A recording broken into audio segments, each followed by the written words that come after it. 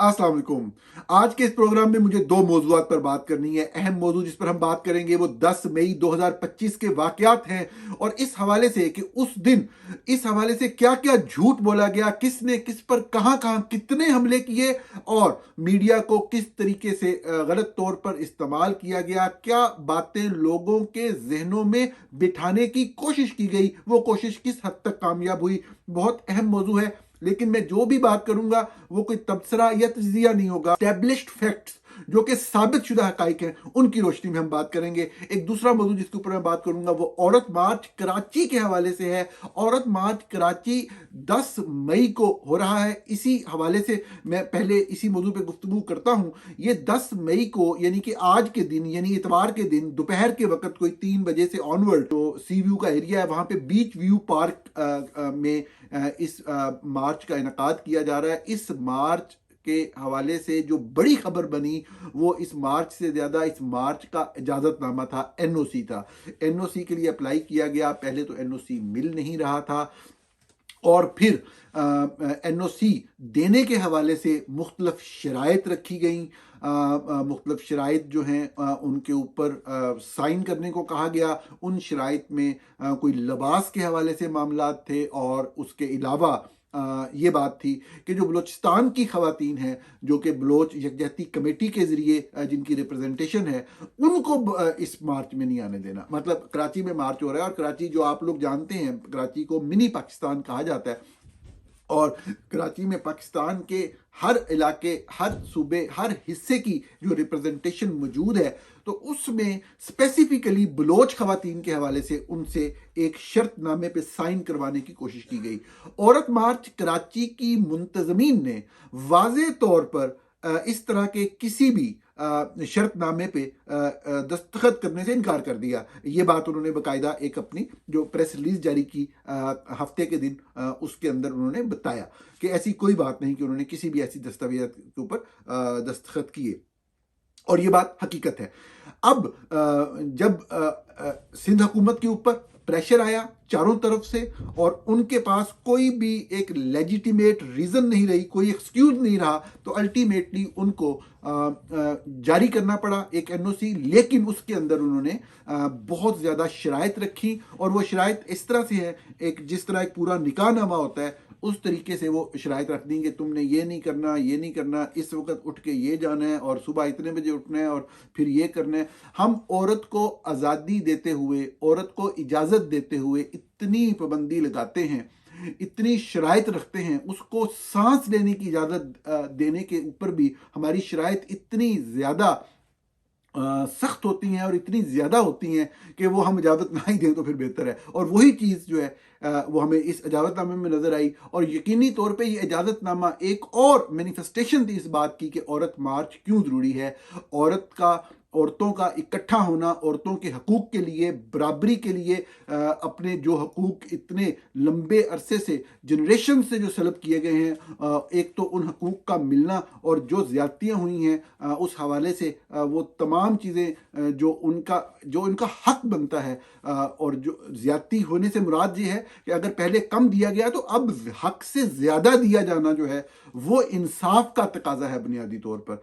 तो ये मैनिफेस्टेशन थी। पहली बात तो ये है कि जो इजाज़तनामा दिया गया कि औरत मार्च क्यों ज़रूरी है, हर शहर के अंदर पाकिस्तान की औरत का इकट्ठा होना और अपने मकासद इन मकासद के हसूल के लिए जिसको चंद इंतहाई गलीज़ दिमाग के लोग जो हैं वो किसी एक आधे फ़िक्रे को लेकर या किसी एक आधी बात को लेकर वो उसको आज़ादी से और मशरक़ी मगरब की आज़ादी और पता नहीं क्या क्या उसको रंग देते हैं। मज़हब के ज़रिए मज़हब का एहतियार इस्तेमाल करते हुए उसको मज़हब के ख़िलाफ़ कोई चीज़ बनाकर पेश करने की कोशिश करते हैं। सबसे ज़्यादा वैसे मज़हब के असूलों की खिलाफ वर्जी यही लोग खुद कर रहे होते हैं और जहाँ जहाँ पे औरत को दबाया जा सकता है किसी एक मज़हब की चीज़ का हवाला देके तो वो करते हैं। लेकिन खैर ये बात और तरफ चली जाएगी। जो असल बात है, जो शराइत रखी गई उसके अंदर जो सबसे ख़तरनाक शर्त हैं दो, वो ये एक तो लिबास के ऊपर वो किया गया। आप किसी के लिबास के ऊपर कैसे वो तबसरा कर सकते हैं? नाम नेहाद चंद लोग फजूलियात के ऊपर बहस करते हैं और इस चीज़ को लेकर बैठ जाते हैं मज़हब का सहारा लेके और रस्म रिवाज और पता नहीं क्या क्या। बात यह है कि अगर कोई कानून, एक सादा सी बात है, मैं ये नहीं कहता कि किसका लिबास कितना होना चाहिए, कम होना चाहिए, ज़्यादा होना चाहिए, उसको छोड़ें। कानून हर शहरी पे हर वक्त नाफिज होता है। अगर कोई भी शख्स किसी भी ऐसी सरगर्मी में शामिल है या शामिल नहीं है, अगर वो कानून की खिलाफ वर्जी कर रहे हैं तो आप कानून के मुताबिक कार्रवाई करेंगे। कौन रोक रहा है आपको कानून के मुताबिक कार्रवाई करने से? लेकिन इस तरह की बेहुदा और गलीज शर्त एक इजाजतनामे में डालना, मैं समझता हूं वैसे ही औरतों की तौहीन है, औरत की तौहीन है इस तरह की बात करना। आप वैसे ये बात जो है, आपका अगर कोई कानून है इस हवाले से तो आप उसको इन्फोर्स करें। कौन रोक रहा है आपको?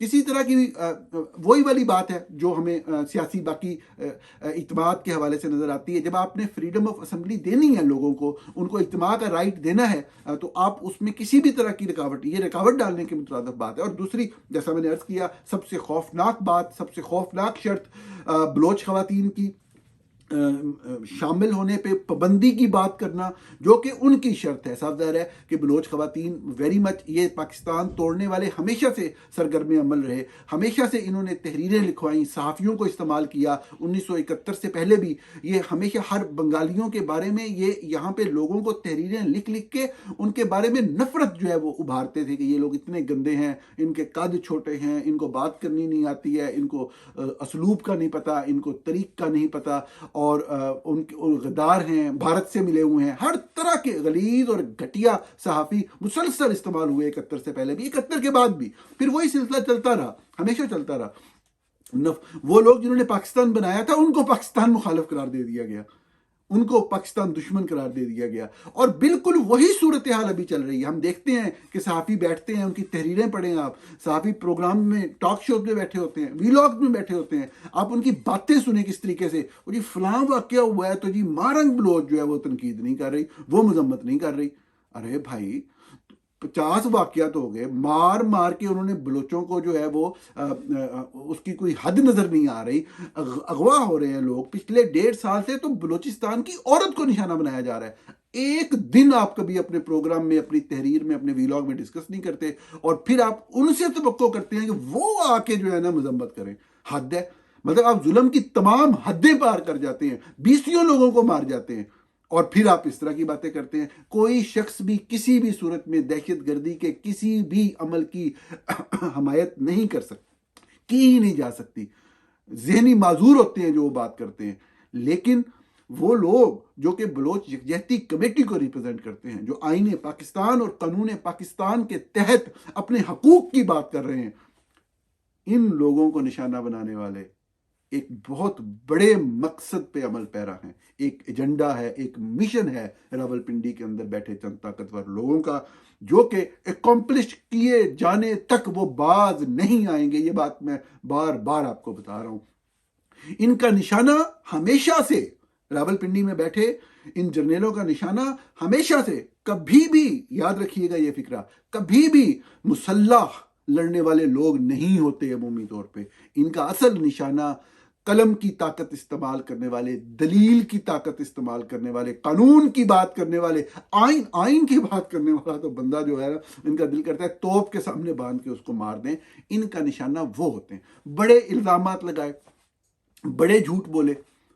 डॉक्टर महारंग बलोच को पता नहीं किस मुकदमे के अंदर जो है वो जेल में बंद है। जो समीदीन बलोच हैं, आपको पता होगा, जो सरफराज भुट्टी टाउट हैं, जिनको इन्होंने वज़ीर आला की सीट पे बिठाया हुआ है बगैर इलेक्शन के, आपको याद होगा कि उन्होंने बाकायदा इल्ज़ाम लगाया झंडा जलाने के हवाले से पाकिस्तान का, और कोई मतलब है कि आज़ाद बलोचिस्तान का झंडा लहराने की बात भी की गई बाद जगहों पर।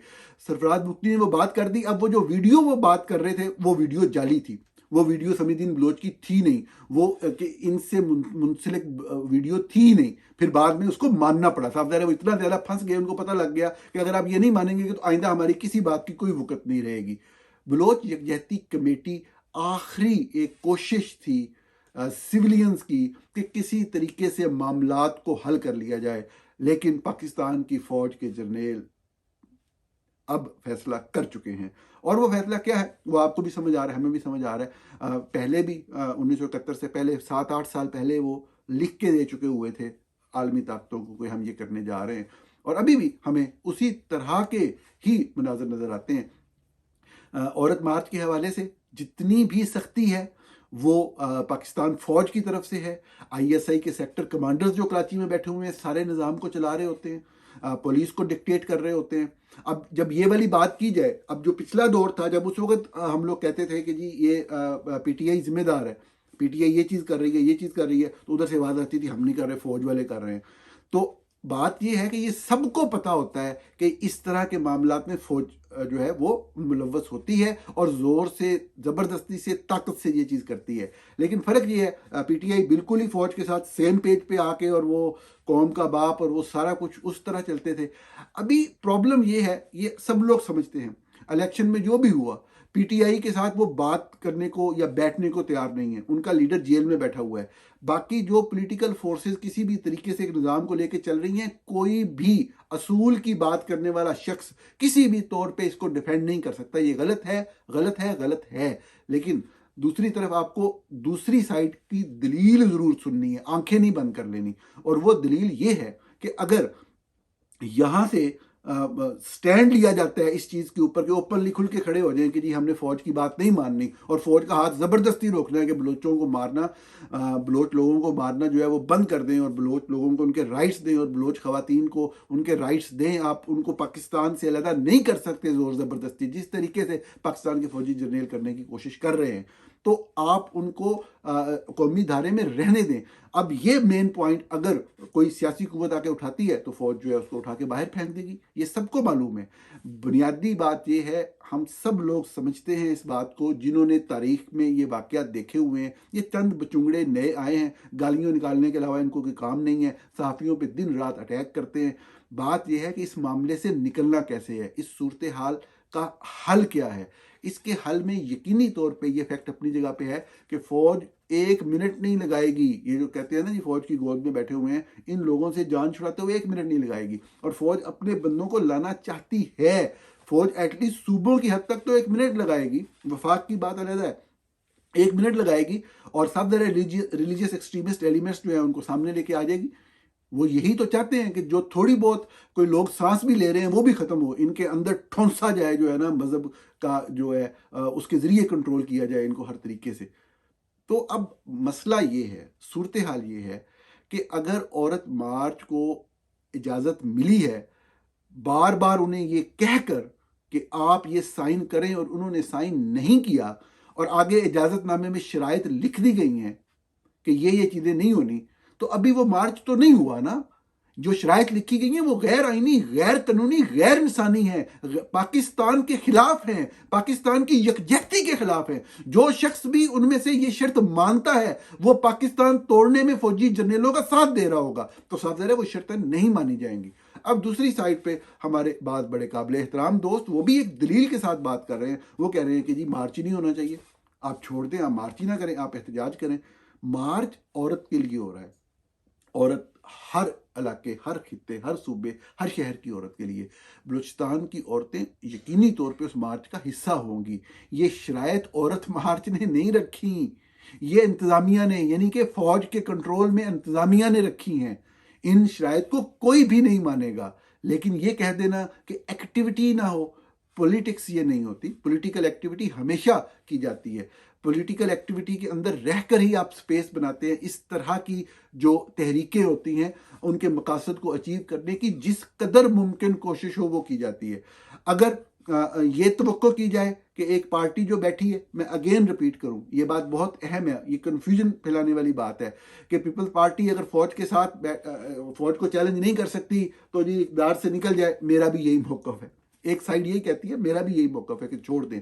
लेकिन दूसरी साइड का मौक़िफ़ सुनना तो ज़रूर है ना। वो ये कहते हैं अगर हम निकल जाएंगे तो ये अपने बंदे लेके आएंगे जो सारे मुल्ले हैं, जो सब टेररिस्ट हैं, एक्सट्रीमिस्ट हैं। वो तो चाहते हैं उन गलीज लोगों को ला के इक़्तिदार उनको स्पेस दें, बिठाएं, और फिर आप अपने घरों के अंदर भी कुछ नहीं कर सकेंगे, बाहर निकल के मार्च करना तो दूर की बात। तो मैं ज़ाती तौर पे हमेशा से इस बात का कायल रहा हूँ कि जितनी भी स्पेस मिले, चाहे बदतरीन फौजी मार्शल भी हो, बाइकाट नहीं होना चाहिए किसी भी चीज़ का। यकीनी तौर पे इलेक्टोरल प्रोसेस है, उसका हिस्सा बना जाए। भुट्टो साहब जब जेल में थे, मैं अमूमन एग्जांपल देता हूँ, और पीपल्स पार्टी के लोगों ने ज़िया ने इलेक्शन का ऐलान किया तो पीपल्स पार्टी के लोगों ने कहा हम इलेक्शन नहीं लड़ेंगे। और हम बाईकाट करेंगे इस इलेक्शन का। ये शुरू की बात है, मतलब वो जो झूठे दावे करता था 90 दिन में इलेक्शन करवाऊंगा, लेकिन जब भुट्टो साहब को जेल में मिलने गए तो भुट्टो साहब ने कहा नहीं नहीं नहीं, इलेक्शन में ज़रूर जाना है, इलेक्शन लड़ना है। और इसी तरह से मतलब है कि बेनज़ीर भुट्टो बहुत ही ज़ीरक सियासतदान थी, लेकिन उन्होंने ये फैसला, उनके इस फैसले पे तनकीद करते हैं भारत जो सियासियात के समझने वाले हैं, कि उन्होंने 85 का जो इलेक्शन था, अगरचे वो गैर जमाती बुनियादों पे था, लेकिन उन्होंने कहा था जी पीपल्स पार्टी हिस्सा नहीं लेगी। अब अगर पीपल्स पार्टी उस इलेक्शन में हिस्सा लेती, अगरचे वो गैर बुनियादी, पीपल्स पार्टी का कारकुन एक्टिव होता पूरे पंजाब के अंदर, उस वक्त सूबा सरहद कहते थे, सिंध के अंदर, बलूचिस्तान के अंदर एक्टिव होता, और आगे सूरत हाल तो बदलनी थी। मतलब डिक्टेटर का एक टाइम होता है, वो ख़त्म हो रहा था। तो जब 88 में वो शैतान मरा, इस दुनिया से गया, तो मैं ये समझता हूँ, मैं नहीं, जो सियासियात को समझते हैं वो लोग ये बात कहते हैं कि अगर 85 के इलेक्शन में हिस्सा लिया होता तो 88 में क्लीन स्वीप कर दिया जाता, तो वो बिल्कुल पाकिस्तान की पूरी पॉलिटिकल हिस्ट्री डिफरेंट होती। तो बात यह है कि बाईकाट हर मसले का हल नहीं होता। मैं नहीं समझता कि बाईकाट हर मसले का हल है।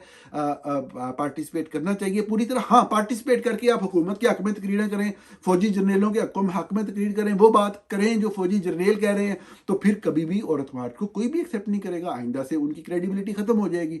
हाँ अगर वो खड़े होकर कहते हैं कि आपने हमारी तजलील की है ये बात करके कि ये लिबास पहनो और ये ना पहनो, आपने हमारी तजलील की है ये कहकर कि जी फलां जो कबीले की खातून है या फलां जो बलोच खातून है वो नहीं आ सकती, बलोच यकजहती कमेटी नहीं आ सकती, तो ये आप हमारे ये औरत के ऊपर जो पाबंदियां लगा रहे हैं, इसीलिए तो औरत मार्च है। और वही हमारे बलूचिस्तान से आई हुई बहुत सी बहनें जब उस मार्च में शरीक होंगी तो यकीनी तौर पे इन कुव्वतों को जो कि औरत को दबाने की कोशिश कर रहे हैं एक साफ सुथरा जवाब मिलेगा। अगले मौजू की तरफ चलते हैं, और ये मौजू 10 मई 2025 के वाकयात के हवाले से है। 10 मई 2025 पाकिस्तान की तारीख का अंदोनाक तरीन दिन था। 1971 के बाद शायद पहली मरतबा हमें ये हजमियत उठाना पड़ी कि हमसाया मुल्क भारत, जिसने पहला हमला तो 7 मई को किया था पाकिस्तान में मुख्तलिफ मकामात के ऊपर, तकरीबन शायद 4 मकामात पे किया था पाकिस्तान में, और जो मेन लैंड पाकिस्तान में, और 3-4 मकामात आज़ाद कश्मीर में थे।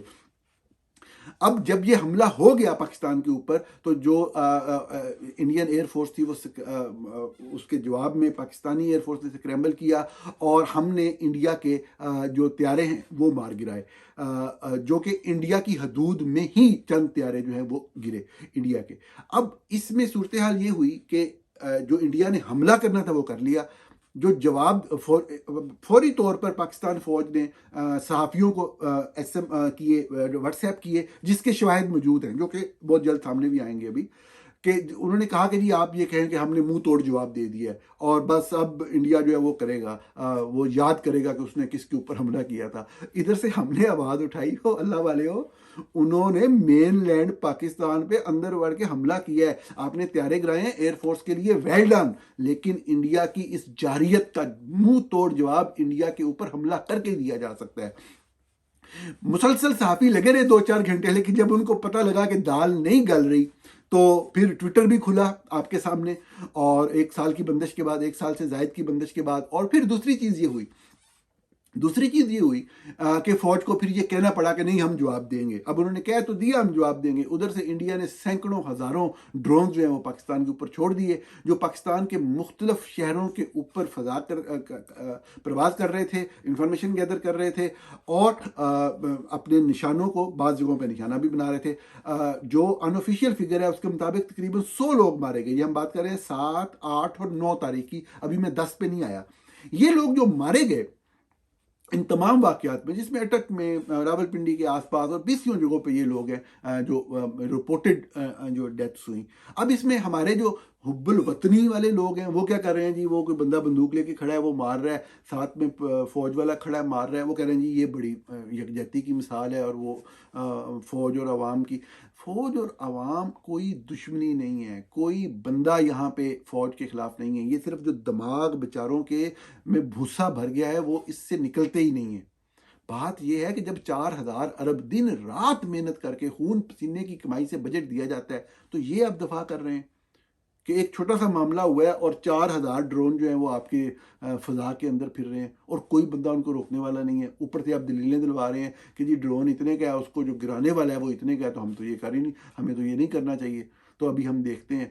और फिर इन्होंने जब लोगों की तरफ से दबाव बढ़ता गया तो एक कोशिश की 10 मई को मिसाइल फायर करने की कोई किसी टारगेट के ऊपर, जो कि इंडिया की तरफ जो सिस्टम था, जो एयर डिफेंस सिस्टम था, उसने रोक लिए।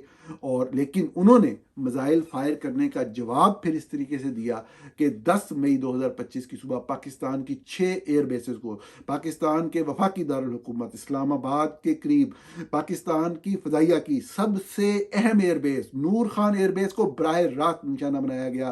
पूरे रावलपिंडी इस्लामाबाद ने उन धमाकों की आवाज़ें सुनी, पूरा पाकिस्तान का फेडरल कैपिटल लर्ज उठा। इसके अलावा 6 मजीद जो एयर बेसिस थी उनको निशाना बनाया गया। ये पाकिस्तान की तारीख का अंदोनाक वाक़या था। फौरी तौर पर पाकिस्तानी मीडिया के ऊपर ये खबरें चलाई जाने लगी कि पाकिस्तान एयरफोर्स ने स्क्रैम्बल किया है और पाकिस्तान एयरफोर्स भरपूर और मुंह तोड़ जवाब दे रही है भारतीय हमलों का। लेकिन हमें आज तक मेन लैंड इंडिया पे इस तरह के किसी हमले का कोई सबूत नहीं मिल सका। भारत के अंदर किसी भी जगह पे मामूली सा भी धमाका होता था, सोशल मीडिया का दौर है, कोई पाबंदी नहीं थी, कोई पकड़ धकड़ इस हवाले से नहीं थी, फौरी तौर पर लोग उस चीज को रिपोर्ट करते थे। हर जगह पे मीडिया मौजूद था, इंटरनेशनल मीडिया मौजूद था, किसी तरह की कोई पाबंदी नहीं थी इंडिया वाली साइड के ऊपर। सिर्फ एक उधमपुर जो मकबूजा कश्मीर में, जो भारतीय कंट्रोल कश्मीर में वो इलाका आता है, वहां पे एक एयरबेस के बाहर एक कोई चीज गिरी, उसका धुआं उड़ रहा है और उसको कहा जा रहा है जी कि ये बात हो रही है पाकिस्तान मेन लैंड पे हमला हुआ, पाकिस्तानी कश्मीर या इंडियन कश्मीर की बात नहीं हो रही। पाकिस्तान ने 10 मई को जब भारत ने 6 एयर बेसेस पे, ये जेन में रखिएगा, किसी आम जगह पे नहीं, एयर बेस पे हमला किया, तो उसके जवाब में पाकिस्तान ने जो 4000 अरब से ज्यादा का बजट लेती है डिफेंस मिनिस्ट्री हमारी, तो उसने कहां जवाब दिया? कोई जिससे बात पूछे, आप ये आपकी बलवतनी है, आप ये बातें कर रहे हैं, भाई बातें ये कर रहे हैं, चलो हम वक्त लंघ गया, एक जगह बता दें कि मेन लैंड इंडिया में हमने फलां जगह पे जवाब दिया था 10 मई को। 10 मई से पहले की बात नहीं हो रही। अब राब्ते होते हैं और जंगबंदी की बात होती है वाशिंगटन डीसी में, और जब अमेरिका से रब्ता किया जाता है न्यू दिल्ली, तो वहां से वही जवाब दिया जाता है जो 1999 में कारगिल की जंग के दौरान दिया गया था कि ऑपरेशनल मामला फौज के पास हैं, हम इंस्ट्रक्शंस ऑलरेडी दे चुके हुए हैं कि जैसे ही दूसरी तरफ से जंग बंदी की ख्वाहिश का इजहार किया जाएगा, विद आउट मतलब एनी सेकंड थिंग, आप जंग बंदी की बात को कबूल कर लेंगे। तो चूंकि जंग जो है उस हवाले से पाकिस्तान का जो डीजीएमओ है वो इंडिया के डीजीएमओ को कॉल करे तो बात आगे चलेगी। पाकिस्तान के डीजीएमओ ने, डायरेक्टर जनरल मिलिट्री ऑपरेशन ने, इंडियन जो डीजीएमओ थे, director general military operation of India, उनको कॉल किया और उस वक्त कोई 3 बजे का टाइम था और उन्होंने 5 बजे का टाइम तय किया कि 5 बजे जंगबंदी हो जाएगी, यानी अभी 1.5 घंटे बाद। उसका जवाब ये होता है कि जी अभी हम कह रहे हैं तो अभी जो लोग ग्राउंड में निकल चुके हुए हैं या जो फजा में हैं उनको फौरी तौर पे वापस लाने में टाइम लगेगा। इस 1.5 घंटे के अंदर इंडिया ने मजीद 5 पाकिस्तान की एयर बेसेस के ऊपर हमला किया, जिसमें पाकिस्तान एयरफोर्स के अफसरान भी शहीद हुए। बहुत ही अलमनाक वाकयात थे ये सारे, लेकिन मीडिया को झूठ बोलने के लिए इस्तेमाल किया गया। मीडिया के जरिए कोई इस तरह की खबरें चलाई गई कि जिस तरह पहले वो इंडिया का मीडिया चला रहा था कि जी फतह हो गया, फलां गिरफ्तार हो गया, लाहौर के करीब जो समुंदर के अंदर जो है वो बहरी जहाज तबाह हो गए, पता नहीं क्या क्या वो चला रहे थे, लेकिन वही काम पाकिस्तानी मीडिया से करवाया गया। ये अलमनाक, अफसोसनाक सहाफत की बदतरीन मिसाल थी।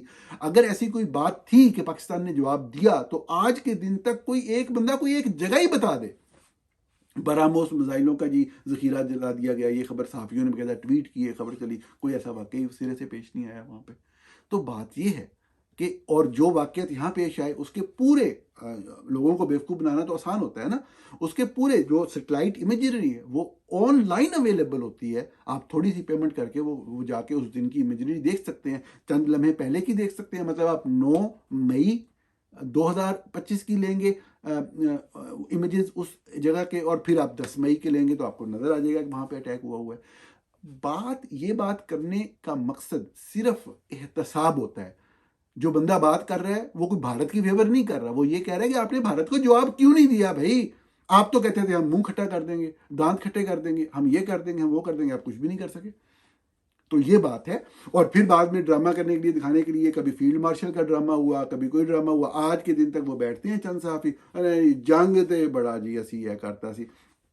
अब इसका बैकग्राउंड जो था वो बड़ा अहम था कि जो मोदी हैं उन्होंने जो हमला हुआ भारत में कश्मीर के अंदर सियाहों के ऊपर, उसमें किसी भी किस्म का सबूत ना होने के बावजूद पाकिस्तान पे हमला करने का फैसला किया। ये उनका गलत फैसला था, जिसको पूरी दुनिया ने, पाकिस्तान की डिप्लोमेटिक एफर्ट्स तो आती बाद में है, पूरी दुनिया ने उन हमलों को ना पसंद किया जो भारत ने 7 मई को किए, क्योंकि भारत के पास कोई सबूत नहीं था कि जो हमला सियाहों पे हुआ है कश्मीर के अंदर, उसके अंदर पाकिस्तान मुलव्वस है।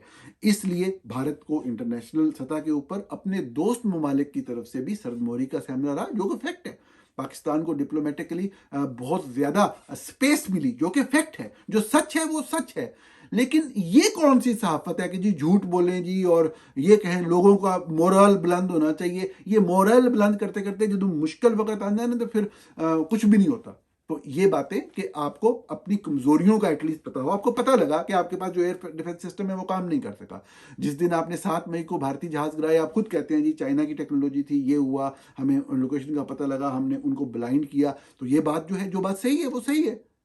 तो लेकिन आपको ये तो लोगों को अमेरिका के अंदर जो भी स्ट्रेंथ्स है वो भी पता है, जो वीकनेसेस है वो भी पता है, ओपनली लिखी जाती हैं, ओपनली कही जाती हैं। पूरी दुनिया में यही होता है।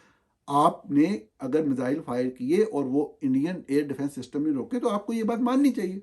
इस बात को मानने में कोई भी ऐसा अमर माने नहीं होना चाहिए, भाई इतनी सी बात है। और यही सहाफत होती है। नाजरीन, प्रोग्राम देखने का बहुत शुक्रिया।